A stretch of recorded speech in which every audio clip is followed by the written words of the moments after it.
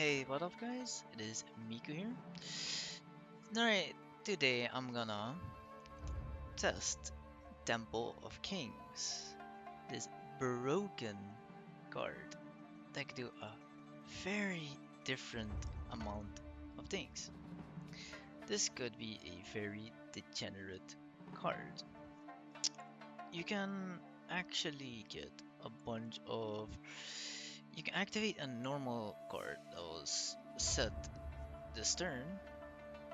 There's a variable. There's insane amount of normal trap cards that does something. There's a warrior one, though I'm not sure how useful it is. There's a warrior trap card that's special summon. You can special summon a warrior from your deck. There's one for any trap does it. There's also one for what you call it. There's also one for you can ritual summon from your deck. That is the Ecclesia. What is it called? Dogmatica. Yeah, that's what it's called. Dogmatica. You can set. This one's actually not bad. You can do this one. For someone Dogmatica or Fallen Ones from here. Never mind. This one's not that good, but this one. This one's what I mean. Rich someone Dogma from your hand or deck with Jerry Dogmas from your monster field and or ritual fusion single monsters on the field. Now this one is also a very interesting card for you to activate it with. Don't mind this extra deck, this is just for example. Basically, you just need 3 Temple Kings, 3 Labrynth Butler. If you have Trap Trick, 3 of this also in here. There is coming a newer support for Labrynth that they can basically get their own trap trick, but it does come with you having 3 or more traps in your grave. I'm not sure if that's easy or not, but this deck, how it is right now, as consistent as you would want it to be. The combo I'm gonna show you guys is one that could be potentially very toxic. It is generically you wanna activate Eradicator Epidemic Virus, or you get deck Devastation Virus in your opponent's turn. This doesn't have a hard ones return from it. This doesn't have a hard ones return, so if you draw multiple copies of it, maybe it will be you could just save trap and spells and just be like, hey. So you can do that. There's a lot more traps. This card brings so many cards like to use. If you can get a normal trap that could start a engine as a 1-card combo, and you have this, and you have a trap trick set, and or the trap itself, you have a 2-starter combo of a deck. It could be I could just make use of it with Labrynth, which is quite insane. I'm not even gonna lie, it's just genuinely quite insane, like legitimately. So technically, if I do Labrynth, since pure Labrynth is gonna be even better, I think pure Labrynth is genuinely insane. Basically, you can do this one, but I find this one better. You can summon Ultra, special summon 4 fear. I think let me do this one. This one sounds way better. Maybe do this. Let me save.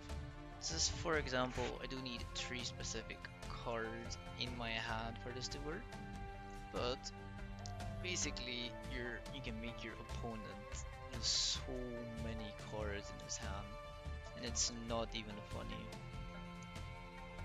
Example was this hand. No, I didn't get it. Start again. I did get it in an optimal. I'm just trying to see if I can get Tomb of Kings. Okay, okay, this could work. This could work. So first, let me activate Temple of Kings. I mean, normal summon this one.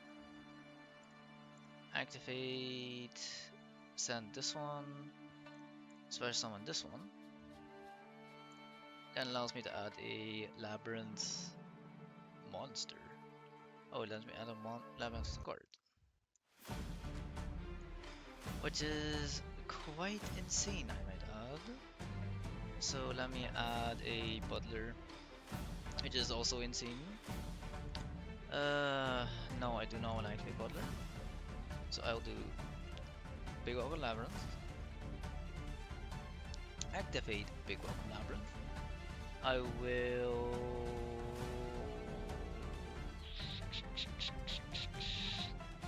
Lovely. Lovely bouncing back this one. So now I get to trigger both effects. This one. And activate this one.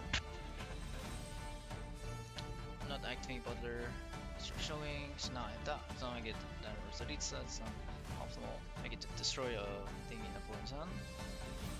Quite insane. And then, now, you can do this. You can set this now. You can set this. And now, in opponent's turn, remember, in opponent's turn, end phase, so in draw phase, wait, I do need another normal drop to, well, yeah, not really. I could just wait for opponent to do something, but it is. So now, you do Lady. You send Lady back in your hand. Activate this. Activate this one. Then you also activate Gene Tree. This one. Is that this one? And then you...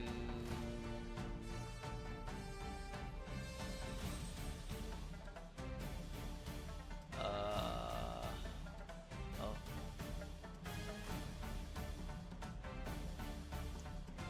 Okay, oh wait, no, then... Oh, yeah. It's fine. So destroy. I destroyed another one. Need to add another Labrynth card, which I'm gonna do this one. So now standby phase, main phase. Let's say, for example, they activate. I would need another one, but I'd say this one. You would have a normal draw. This is not the most optimal one, but then you can activate this right now.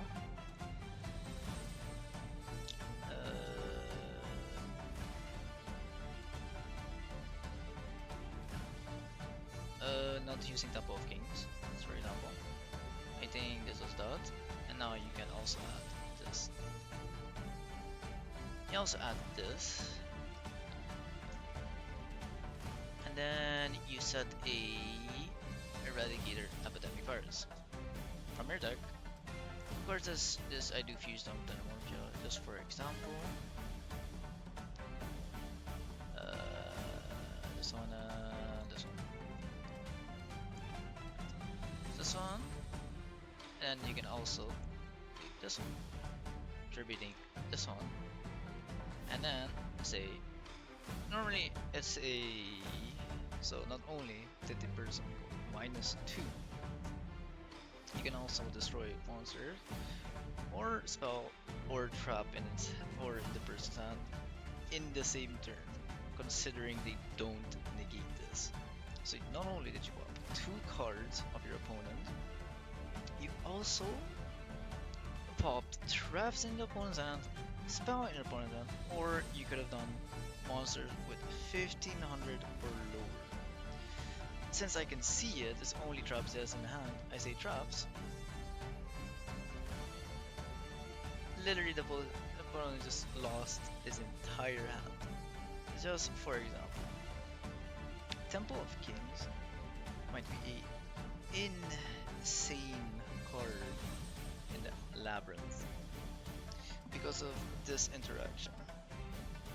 Of course, yeah, you can do trap trick and such, but in a trap based deck, considering that you can literally remove your entire opponent's hand with just, or like at least 3, is quite insane.